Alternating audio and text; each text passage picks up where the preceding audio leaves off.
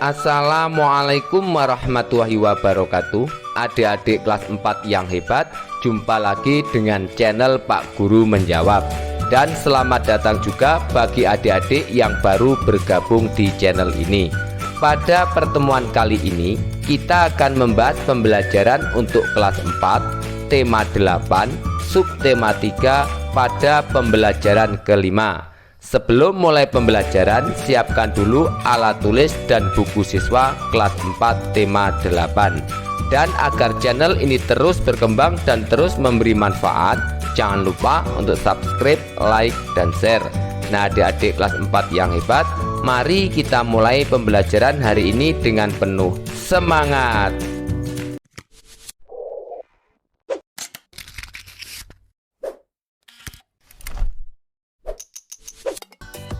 Adik-adik kelas 4 yang hebat, mari kita mulai pembelajaran hari ini. Bukalah buku siswa kelas 4 tema 8 subtema 3 pada pembelajaran kelima halaman 159. Pada hari jadi sekolah Siti diadakan karnaval pakaian adat. Karnaval diikuti semua warga sekolah, yaitu guru dan siswa. Pakaian adat yang dikenakan berbeda-beda. Di antaranya ada pakaian adat Jawa Barat, Yogyakarta, Medan, Bali, Papua, dan Betawi. Sungguh indah keberagaman budaya bangsa Indonesia.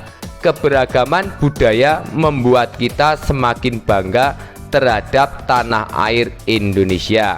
Selanjutnya silahkan adik-adik membaca bacaan pada halaman 159 sampai 160. Kemudian pada ayo mengamati halaman 160. Di lingkungan masyarakat tempat tinggalmu tentu banyak keberagaman karakteristik individu. Coba kamu tuliskan ragam karakteristik individu dalam kehidupan sehari-hari di lingkungan masyarakat tempat tinggalmu. Tuliskan pula manfaat keberagaman karakteristik individu dalam kehidupan sehari-hari di lingkungan masyarakat tempat tinggalmu. Tuliskan dalam tabel berikut. Mari bersama-sama kita mengisi tabel pada halaman 161. Nomor 1. Keberagaman karakteristik individu di lingkungan tempat tinggal, umur atau usia. Manfaat keberagaman karakteristik individu di lingkungan tempat tinggal yaitu dengan perbedaan umur kita dapat belajar dari yang lebih tua sekaligus menghormati dan menghargai yang lebih muda. Nomor 2. Keberagaman karakteristik individu di lingkungan tempat tinggal yaitu jenis kelamin.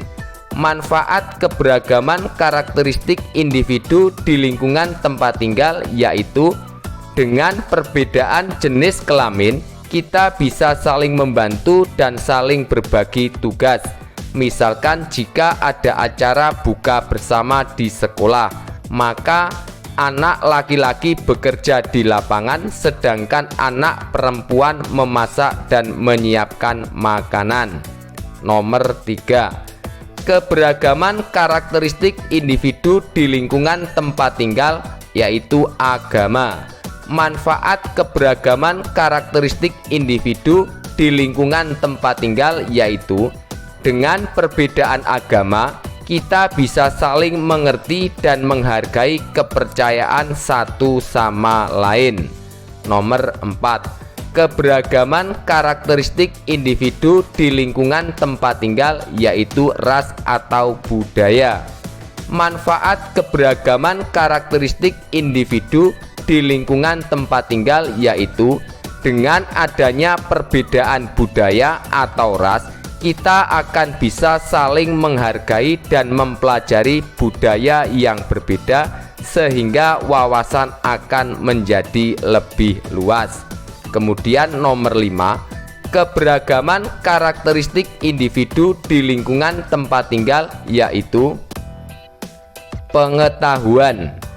Manfaat keberagaman karakteristik individu di lingkungan tempat tinggal yaitu dengan perbedaan pengetahuan, hal tersebut bisa membuat kita lebih dekat dan saling berbagi ilmu sesuai dengan keahlian masing-masing. Berikutnya pada Ayo Berdiskusi halaman 161. Jawablah pertanyaan-pertanyaan berikut ini. Nomor 1. Jelaskan yang dimaksud tokoh antagonis. Jawab, tokoh antagonis adalah tokoh yang memiliki watak atau sifat jahat dalam sebuah cerita. Nomor 2, halaman 162. Jelaskan yang dimaksud tokoh utama. Jawab, tokoh utama adalah tokoh yang memiliki peran paling penting di dalam sebuah cerita. Selain itu, tokoh utama akan sering diceritakan dan paling menonjol dibanding tokoh-tokoh lain di dalam sebuah cerita. Nomor 3. Jelaskan yang dimaksud tokoh pembantu atau tokoh tambahan. Jawab, tokoh pembantu atau tokoh tambahan adalah tokoh yang hanya sedikit muncul dalam cerita dan hanya muncul jika ada keterkaitannya dengan tokoh utama. Nomor 4. Apakah lawan sikap antagonis? Jawab, lawan dari sikap antagonis adalah protagonis atau sikap baik. Kemudian nomor 5. Jelaskan dimaksud dengan sikap lawan antagonis. Jawab, antagonis adalah sikap jahat yang ditunjukkan oleh tokoh pada cerita. Lawan antagonis adalah protagonis yang memiliki peran baik. Selanjutnya pada Ayo Membaca halaman 163, silahkan adik-adik membaca cerita yang berjudul Kendi Emas dan Ular. Kemudian setelah selesai membaca cerita, kita akan menjawab beberapa pertanyaan pada halaman 165. Berdasarkan bacaan yang telah disajikan, jawablah pertanyaan-pertanyaan berikut. Nomor 1. Siapakah tokoh utama dalam cerita Kendi Emas dan Ular? Jawab, tokoh utama dalam cerita Kendi Emas dan Ular adalah Pak Tani. Nomor 2. Siapakah tokoh pembantu tambahan dalam cerita Kendi Emas dan Ular? Jawab, tokoh pembantu tambahan dalam cerita Kendi Emas dan Ular adalah istri petani dan tetangganya yang merupakan suami istri. Kemudian nomor 3 halaman 166. Siapakah yang menjadi tokoh antagonis? Jawab, yang menjadi tokoh antagonis yaitu suami istri tetangga petani. Nomor 4. Mengapa tokoh pada jawaban soal nomor 3 disebut tokoh antagonis? Jawab, tokoh pada jawaban soal nomor 3 disebut tokoh antagonis karena mereka egois dan tamak. Kemudian nomor 5. Sikap apakah yang tercermin pada tokoh utama dalam cerita Kendi Emas dan Ular?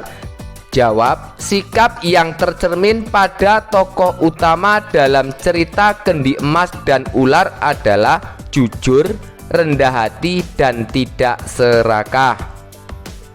Kemudian pada Ayo Mencoba halaman 168. Kamu telah memahami langkah-langkah menggambar benda 3 dimensi. Sekarang buatlah sketsa gambar benda 3 dimensi berupa lingkungan tempat tinggalmu.